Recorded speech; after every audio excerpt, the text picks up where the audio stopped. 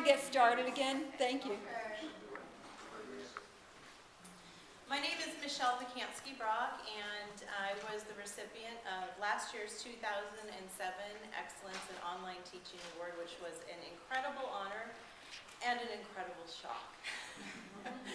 I'm going to tell you the story of my own journey through the world of transforming my own online class. And I'm taking you through this experience because I am assuming, and I may be wrong, but I'm assuming that there are probably some folks out there who are looking at some technologies today and probably tomorrow and the next day thinking, wow, I have a lot to learn. There's a lot maybe I should be doing. I don't know where to get started. And I know how overwhelming that can feel. So I'm hoping that maybe my journey will be a little bit of an inspiration to some of you, and I'm happy to answer some questions along the way. I'm going to get started in a presentation, and then I'm going to cut on over to my class, and we'll take a look at some samples with regards to how I integrated some things. So a little bit of it, some details here about my extreme makeover of my online classes. I had been teaching art appreciation online since fall 2003, and my makeover began in fall 2006. And you may ask yourselves, you know, what is it that makes you realize you need an extreme makeover? What I was sensing was, I was really sensing some gaps in pedagogy that were very concerning to me. And I felt many of those gaps had to do with some of what Alex talked about a little while ago with the feeling of being constrained by my course management system. I teach a visual discipline. Yeah, that says it all. Blackboard, not so visual. It's very text-based. And so when you're trying to get students to engage with images, it's a very difficult thing to do in an environment that is text-dominated. And so right there, you know, I knew I had that struggle, and I was just trying to find the tools to kind of help me bridge that gap. So that was one of the problems. So this makeover began because of this kind of growing need, and also I was starting to identify a real change that was going on in the lives of my students, who, by the way, are primarily young. So Susan, you began talking about your students who are primarily, you know, an older 30s, I think you said. My students at Sierra College, 80% of our enrollments are comprised by 18 to 24-year-olds. Right? And so these are students, you know, who are very actively engaged with technology, and we all know what's happened with the internet in just the past 3 or 4 years. I mean, I think it was 2 years ago that I first heard of YouTube. 2 years. You know, now, I mean, my son, my 6-year-old comes home from school and says, "Mommy, can I watch YouTube?" Not can I watch TV, can I watch YouTube? You know, so these kinds of transformations, I really wanted my online learning experience for my students to be relevant, and I knew that being online was a social, a fun, active, visual experience for them, and I wanted to really kind of bridge that gap between what was happening in my Blackboard class and in their own daily experiences, because learning is social. So this process was gradual and it was slow, and I really want to stress this bullet point that I had no instructional design or multimedia experience. Yes, I want you all to feel very sorry for me. I work at a community college. Is anyone else here from a community college? Okay, later today I'd love to hear from you guys and find out if we kind of have similar experiences here. Coming to Sloan-C, you know, you hear all these wonderful presentations, and oftentimes many of the faculty who are presenting are working with a whole amazing team of instructional designers and multimedia support specialists, and we have none of that. It's me. You know, I have my classes and I teach online, and so it's just harrowing sometimes. And so I don't have a budget, I don't have support, and so this idea of Web 2.0, going back to what Alex was saying, was very exciting to me because I knew that there were tools out there that were free, that were engaging, that were easy to use, and I started thinking, hey, I can do this. So this was kind of my moment when I started kind of bringing these two worlds together. And it was a very creative process driven by pedagogy again. Not driven by technology, it was driven by the learning. You know, what it was that I wanted my students to really be able to achieve in my class. And so I have this painting up here by Willem de Kooning, because a lot of his abstract expressionist paintings look like they're never quite finished, and that was kind of part of his concept. And that's very true with regards to any kind of teaching approach. So while I'm calling this a makeover, I don't want to give the impression that it's done, because it's very much in process. My objectives were to create a more visual learning experience through more visual learning opportunities for my students, as I've already noted. I wanted to integrate more shareable student-generated content. I wanted my students to be creating more content. I wanted to create more of a learner-centered pedagogical approach to my online teaching, rather than, here's the content, here, take it, read it, and then talk about it in the discussion board. I wanted to really transform that and put the learner in the center of that entire paradigm. I wanted to create options for students. I'm very aware of the fact that our younger students have options with regards to everything in their lives, right? You think about cell phones, the number of options you have, then you get to pick the color, and then you get to pick the ringtone, and everything has a personality, everything has options. And so I think that options are a wonderful way to start to create more of a customized experience for a student. And what it also does, or at least one of my goals within that bullet point there, was to reach out and engage more learning styles by integrating options. So I think that'll make more sense when I demonstrate that. Increase the sense of community in my online class, and also increase the sense of my presence in the learning experience. Going back to what Jason presented a little while ago, and I really like that idea of co-presence. I'm going to use that because we're in this together. I like that term. So what I changed, I first of all created a new syllabus that was very visual, and I'll show you that in a moment, integrating more visual learning, and I found that students actually read the syllabus now, and they were commenting on it, and they were like, oh, this is a great syllabus, and really, that was kind of a neat thing to hear. Lectures, I began to offer not only in just PDF form, which was my tradition, that's where I started. So my lectures I deployed in PDF form that they would download and they would read. What I did was I began recording each of those lectures using Audacity, and then I would turn those into a podcast, actually an enhanced podcast, so that there were images as well as my voice. And so when it came time for them to actually read a lecture, they had the choice. They could either read it or they could download it and listen to it, and I made that choice available to them. So there's an example of an option that gives them more of a customized experience, but also gives them an option to make a choice based upon their learning preference, their learning style. My weekly announcements that I always integrate into my classes, I also began to record those in Audacity and integrate those into my weekly learning units, and I gave my students a choice then. You can either read them or listen to them in audio format, and I'll show you what that looked like. And this semester, I began for the first time to integrate something called Ning. Who's heard of Ning? A couple of people maybe? Ning is a very cool social networking tool that allows for you to create a closed social network that I've created for my art appreciation class. So the only students, or the only members in this network are students who are in my art appreciation class. So they had to receive an invitation from me to join it. So they're the only ones who are in it. So other people are unable to see what they are posting. So I'm getting around some of the privacy issues, some of the questions that I frequently get about Web 2.0 tools, although there's the other side of it, Andrea, which I think is equally as dynamic and fascinating, and I'm torn over all that conversation. So the Ning social network began to integrate more learning visual learning options, more options for learning, shareable student-generated content. Within Ning, every student has their own page that they can customize. They can bring in images, they can bring in videos, they create their own blogs, and they have weekly assigned blog posts. And then all of their pages are shared by each other. They have the option to make friends with each other, not required, but they do it anyway. Adding the images and the videos, not required, but they do it anyway. So by rolling these features out to them and giving the option to do that, it's really interesting to see how many of them really take advantage of that and begin to personalize their space.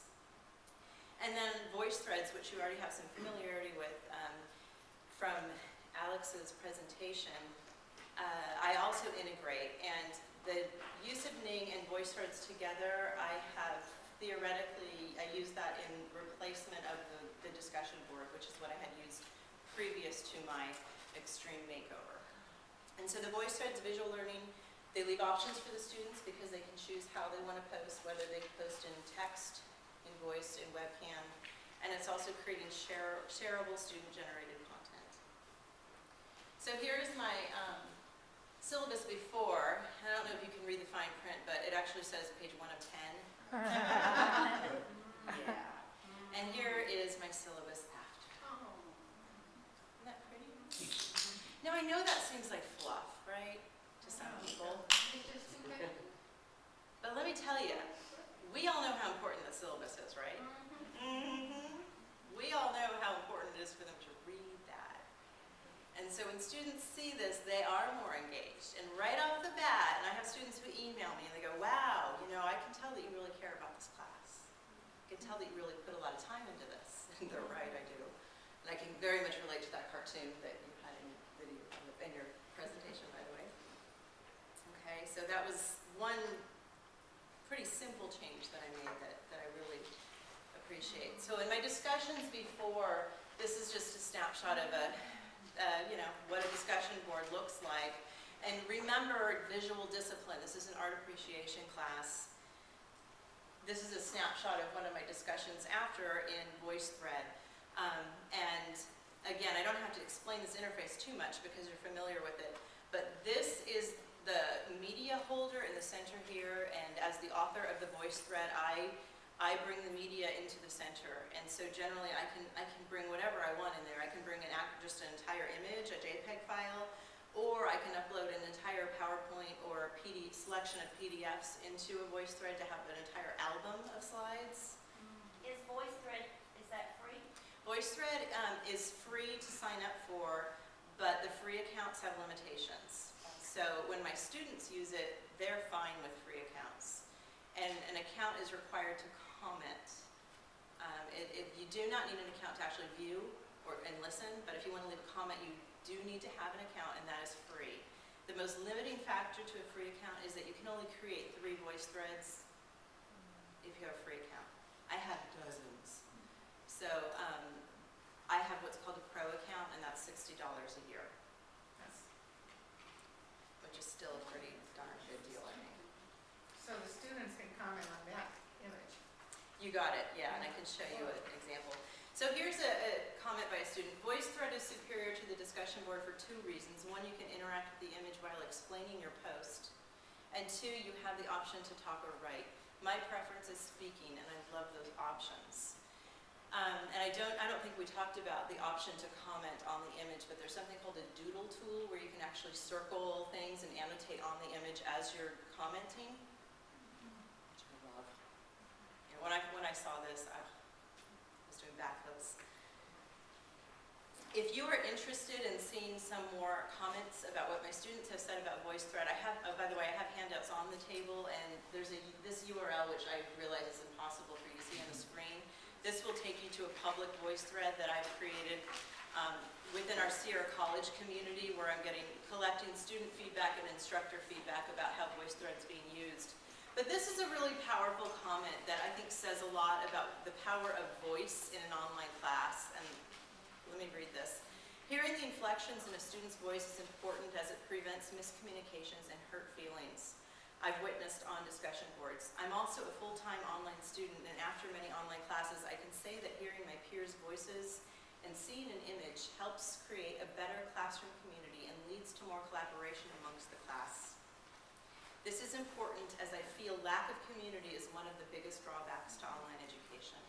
So that sense of community, which is something that I really feel comes out of using VoiceThread and Ning in combination, from the feedback I've been getting this semester, is pretty powerful.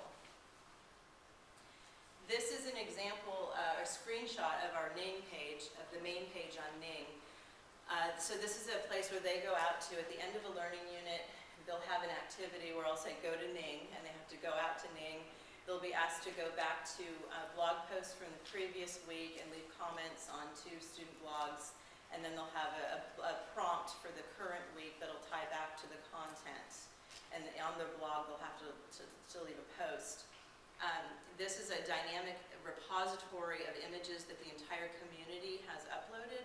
So in other words, the members' avatars begin to populate kind of in a mosaic form up here, and they fluctuate every time you log in.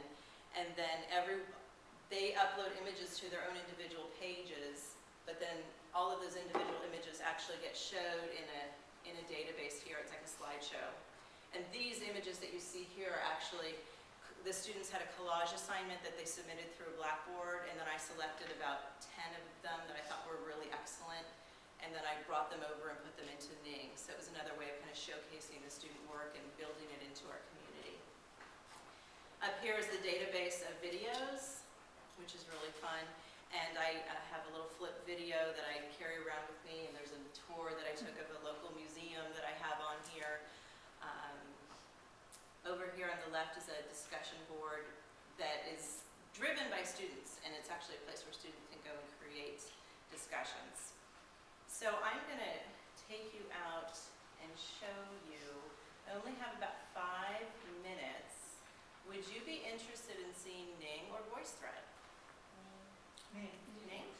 I thought so, since you'd already seen the other. So this is my class. Okay, let me ignore you for now. Hang on. Is this all in Blackboard, you attach this to Blackboard? Could you say that again?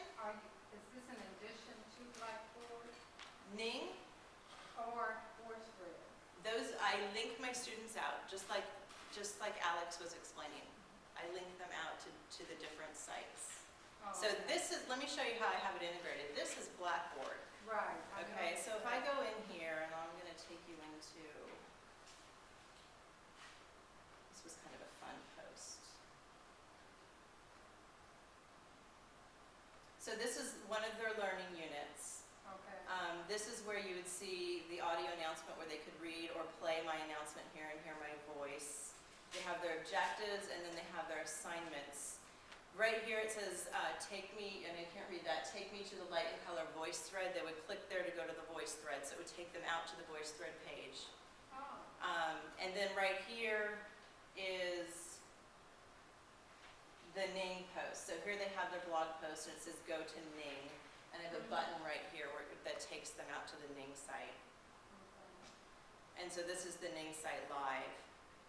Okay, Is this a free one or do you pay? this is for this one? free. This one is free. Yeah, and I need to approach Ning because they take the advertisements off for educational uses of Ning, but only for K through 12. So I'm going to start applying the pressure and make that argument that we need that too. Because it really drives me crazy to log in here and see that I need to remove 2 inches of belly fat every time I log in. I find that a little problematic. Okay, so if we go over to members, this is someone, and you have the ability to feature students, and you think they're doing a good job. This last week, my students learned about printmaking, and they had a blog post about Thomas Kincaid, who some people believe is a painter, and then other people begin to realize that his paintings really aren't paintings at all.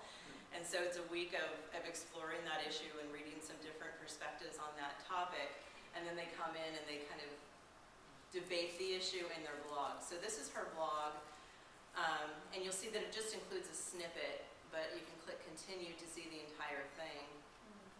And so that's what that individual post looks like. So the blog is part of Ning? That's Yes. done within there, so it's. Yeah. So Ning is a separate site Right. that I just link into Blackboard. But when I went into Ning, I set up a network that is the only people in that network are those who I have invited. So only my enrolled students received invitations. Okay? This is a post that was a little bit different. It's a fun one. Watch the Magic. This is the one I was going to show you. And it's one of these student-generated content posts in a different way.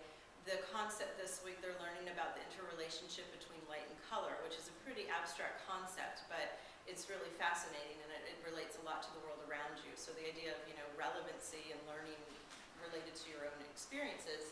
So I have my students take take out a digital camera and take a picture of the same object twice in the same day in 2 different lighting conditions, and then upload those pictures to their blog, and then using terms from that learning unit kind of talk about how the light changed the color.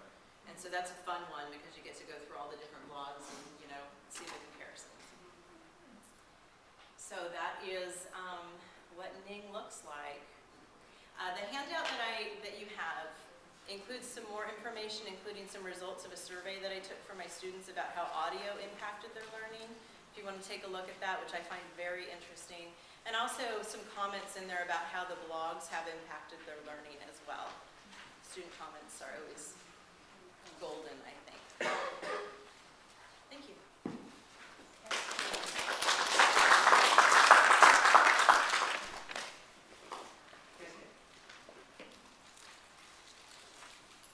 And now,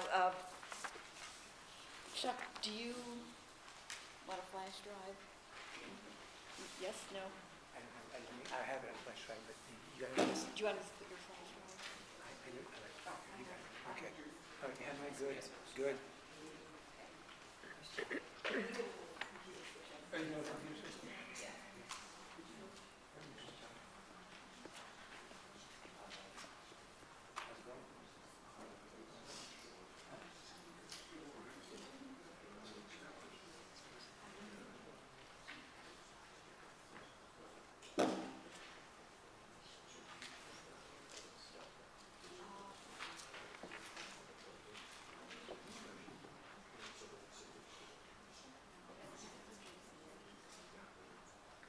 It's right there under documents.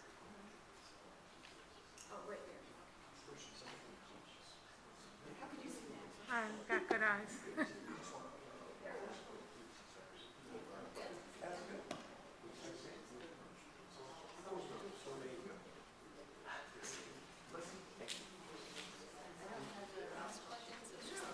It's a Mac, so sometimes it freaks people out. Okay. 5 minutes on? Okay. Good afternoon, everyone. My name is Chuck Dziuban. I'm the Director of the Research Initiative for Teaching Effectiveness at UCF. I'm really honored to be here today. I know I'm the closer, so I understand the pressure that's on me. What we have been doing at the University of Central Florida, and I just came from another workshop, we've been evaluating whether you call it distributed learning, online learning, asynchronous learning networks, e-learning, blended learning, hybrid learning, technology-enhanced learning, on and on and on. We have been evaluating it for the last 13 years. And I think my presentation will be somewhat different from what you've experienced. You've experienced a lot of really good on-ground things, how to use. Mine will be a little different. Doing all of that evaluation for all of those years of online learning reminds me of my favorite Russian parable. And it is, when you dance with a bear, you can't quit when you're tired.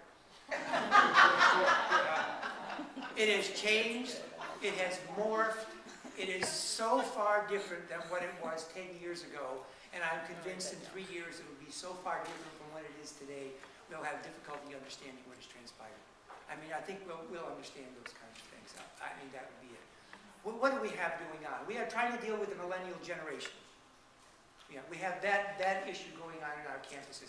We're going to do a presentation tomorrow. We show the generational distributions of our faculty and our students. They are so far apart still. They are so far apart still that it's just almost mind-boggling. I can say that yesterday in my university, not yesterday, a few days ago, I was in an elevator.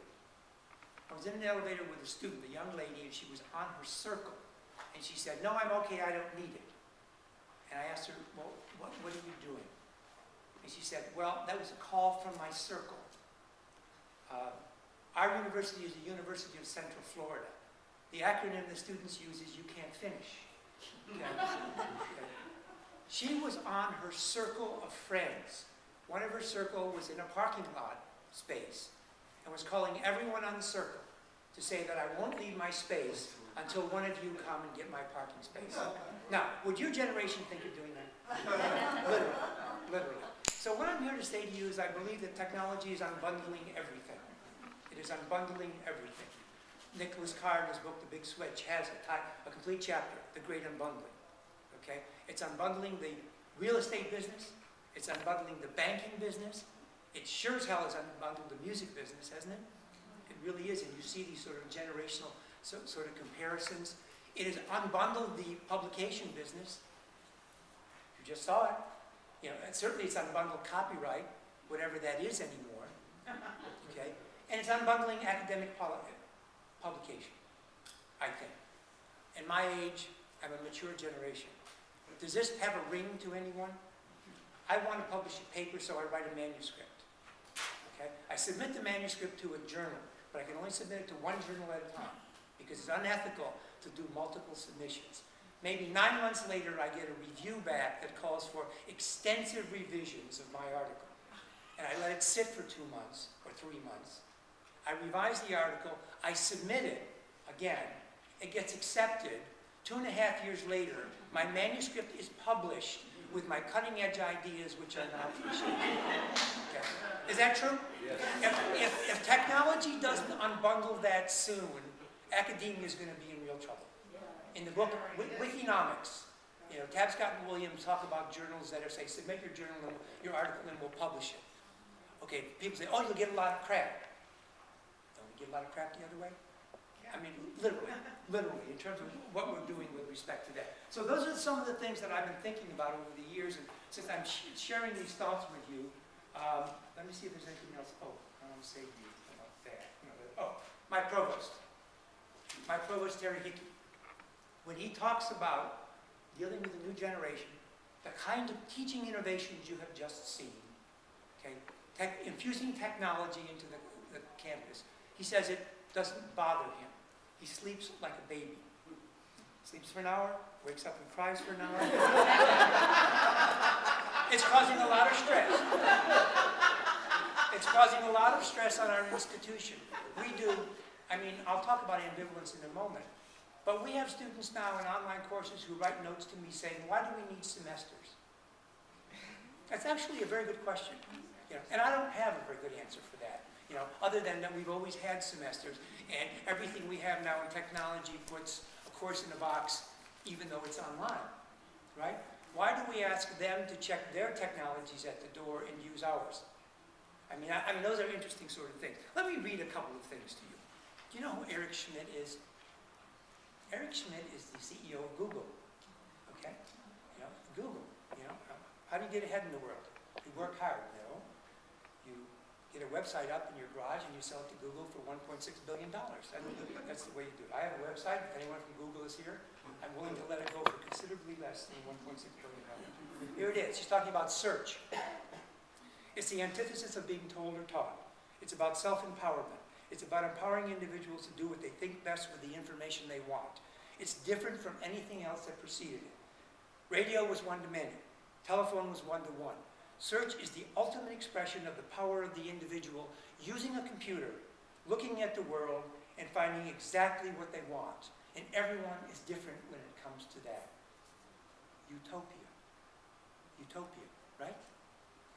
I also like this one. In China, Bill Gates is Britney Spears. In the United States, Britney Spears is Britney Spears. That's exactly the problem. Let me read this to you from Inside Higher Education, November 17th of last year. ETS reports students not information literate. A new study by Educational Testing Service suggests that although college students appear fluent with technology, many are unable to effectively use computers to solve information problems. Students are comfortable using technology for leisure and social activities, but the study indicated that they have much more trouble evaluating online material and using technology effectively to find the needed information. Dystopia. Dystopia. Isn't that an interesting conundrum? Okay, now, at the University of Southern California, I gave a talk, and I deigned to make the statement that I thought the millennial generation had some problems with critical thinking skills. Yeah. I said that, and I got a note. I'm a graduate student at the University of Southern California. Let me read the note to you. Dear Chuck, you know this is going to go badly. One of the things you said about the next generation students is they have suspect critical thinking skills. As an example you used was that they cannot analyze a Russian literary figure. Is this really the Chuck, is this really the correct way to measure whether someone of my generation has critical thinking skills? I will agree that most of us cannot analyze complex textual materials, but how relevant is that to our daily lives? If our livelihood depended on telling you the major literary motifs of Spanish literature, I'll bet most of us could do it. However, our critical thinking skills have been diverted to things that are more relevant to our daily lives, using an Excel spreadsheet, for example. As you said, someone of the mature generation might sit down and read the manual for a new cell phone. Ring a bell? My generation will learn by interaction with the phone itself or through a social network, not by isolating oneself and reading the passive narrative of the manual. Okay, isn't that interesting?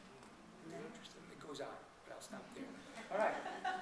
Okay. Certainly that student lacked no critical thinking skills. Down, down. Here we go, Matt. Do any of you remember the little blue typewriter? Oh, yeah. Your generation is shown. The little blue, this is an interesting story. Remember the tall black typewriter? Yeah. Your generation is really good. Mine too. Good story. CEO of Smith Corona got his executive team together and said, congratulations, you manufactured close to the perfect small electric typewriter. My congratulations to you. My congratulations to you. Next statement was, unfortunately, we've perfected the irrelevant. Smith Corona is no longer in business because their marketing model didn't keep up with what was happening. Okay, the only place you can buy the electric blue typewriter is on eBay, and they're very expensive. They're very expensive. Now, when I talk about this, our faculty are often very interested in talking about our students as if they can't. So we give our faculty this quiz. Give yourself 1 point for each of these. Have you ever created your own web page? Use a collaborative multi-user game like WoW. Downloaded, installed, or used open source software. Contributed to a public wiki. Kept a public blog. Okay? Contributed to the use of any open source product. Use an internet-based communication tool like WebEx, Skype, DimDim, or whatever, When you do Web 2.0, as soon as you put it up, it's out of date. It's out of date. Use the shopping bot to find something. Can use advanced search techniques, say to find 500 credit card numbers. Okay? Participate in any interest game. You'd be surprised at how many of our faculty have not done that. Have not done that. It's very interesting in terms of trying to understand them and us. We've been looking into this in terms of how they relate. How they relate, okay? Ambivalence. You have some ambivalence. I walked up here, you've been through 5 presentations, you have 1 more to go, you had some ambivalent feelings about listening to me, did you not? Certainly you did. Certainly you did. You know what I mean by ambivalent feelings? You know ambivalence if you've ever raised a child. Okay? You love them and hate them at the same time. Counterposed feelings that exist simultaneously. That's a definition of ambivalence. We all have ambivalent feelings, okay? Our hypothesis is that students are not dissatisfied with online learning or technology-enhanced learning or blended learning. They go from satisfaction to ambivalence, ambivalent feelings. They love online, but what do they lament? Face-to-face interaction with the instructor. They want both of those things. They really want both of those kinds of things. I mean, my favorite questionnaire is framed in my office. Did you like your online course? No. Did you learn anything in your online course? No. Did you like your instructor in your online course? No. Would you take another online course? Absolutely. The classic expression of ambivalent feelings. Ambivalent feelings. We are looking into that issue. Let me give you an example. 5 minutes. 5 minutes. Classic examples by students. I like submitting my assignments online, but I worry about my computer skills. I just don't know what to do. It's a classic ambivalent statement, okay? The subject matter in online courses was extremely complex, and despite passing the class, I don't understand the majority of it. Isn't that interesting? Isn't that interesting in terms of that? One of the things that we are doing is collecting the narrative the narrative of the one statement that a student said you on the evaluation form that stayed with you your entire life. You each have one. You have one. We have a person in business who submitted it in our little internal blog that said, someone said about me, if only she taught as well as she dressed. That has stayed with her entire life. A man in engineering said a student wrote about me, stay away from earth tones. That has stayed with him the whole life. My personal favorite about me was a student wrote to me, Chuck Dziuban is a very smart man. He may be even as smart as he thinks he is. That narrative, let me tell you a very interesting thought experiment. There's an analytic program that's free called Many Eyes. It's by IBM. You can paste in text, and it will give you a perspective of that text in terms of its relevance and what have you. Take your ratings, your comments, and ratemyprofessor.com and paste them into Many Eyes and see what your profile turns out to be. It's very, very interesting in terms of what Many Eyes. Many Eyes. Free test. Okay. Well, okay. Sources of that. 5 minutes, 3 minutes, 2 minutes. All right. We're there. Here's what it's become. The sociologist Susan Lee started to find something called a boundary object. A boundary object is a concept that brings everybody together, but they all define it differently. Let me give you some examples of boundary objects. Critical thinking. Everybody says we need to think critically. Did you ever get a meeting together to try to define critical thinking? From philosophers to physicists to chemists to mathematicians. It's a boundary object. Everybody alludes to it, but it's all, it's interesting. It's power to bring people together, but it's not. Learning styles. Learning styles are boundary objects. We all say learning styles are important. Well, actually, not everybody says learning styles are important, but that's another one. We just came from a meeting called localness. It's a boundary object. So many things that we deal with are boundary objects. Online learning is a boundary object. We define it vastly differently, depending on the context. All right. One more slide, and I'll quit. We'll skip that one and that one. That one. Oh, this was a good one.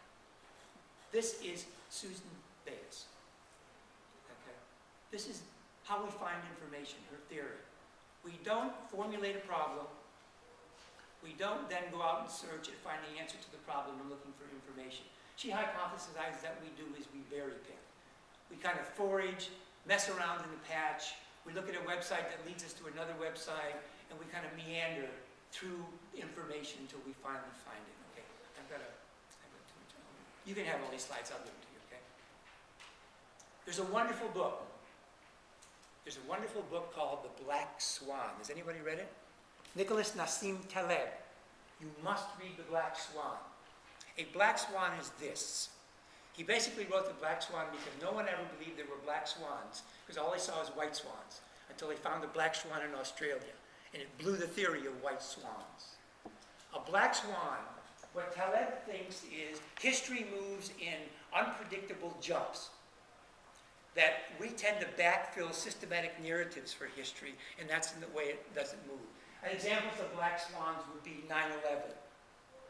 Okay? We could have predicted 9/11, but we didn't. That makes it a black swan. The retrospective narrative said, oh, we could have predicted that, but you didn't. You didn't. Google is a black swan. It changed the world forever. Read Nicholas Carr's thing, Is Google Making Us Stupid? Okay? Interesting. Harry Potter was a black swan. Y2K was a black swan that never happened. Remember Y2K? Seminars, millionaires about the crash. It was a black swan. It was a black swan, okay? Undetectable outliers. That's essentially what it is.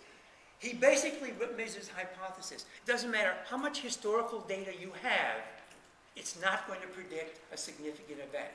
The example he uses is the turkey.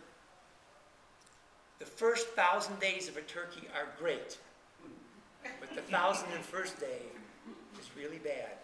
And the other 1,000 didn't predict a damn thing about what was going to happen. So, it's a wonderful book. It's a wonderful book with respect to that. I guess our most recent Black Swan is happening in the market. 274 points down today, so it is. Okay, I have to stop. These are the things that we're looking at. My website is available to you. We have hundreds of papers, hundreds of slides. You're welcome to use any of them or take them or use them in any way you want. I'm sorry this has been so herky-jerky. You've been, if nothing else, a resilient audience. Thank you very much. Thank you.